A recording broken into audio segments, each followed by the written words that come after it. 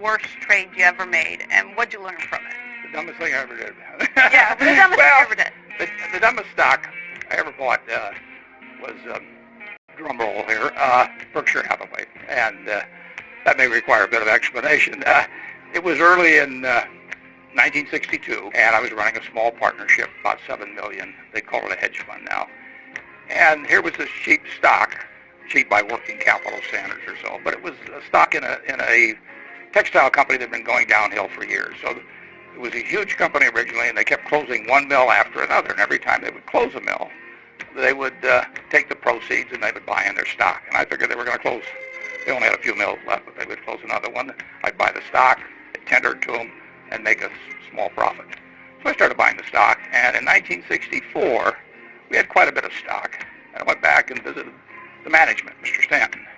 And he looked at me and he said, Mr. Buffett, we've just sold some mills. We've got some excess money. We're going to have a tender offer. And at what price will you tender your stock? And I said, $11.50. And he said, do you promise me that you'll tender at $11.50?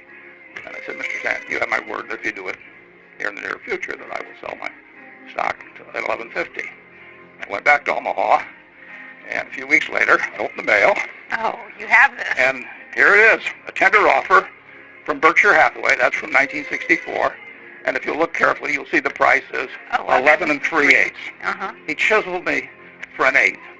And if that letter had come through with 11 1/2, I would have tendered my stock. But this made me mad. So I went on and started buying the stock, and I bought control of the company and fired Mr. Stanton. And we went on from there. Now that sounds like a great little morality tale at this point.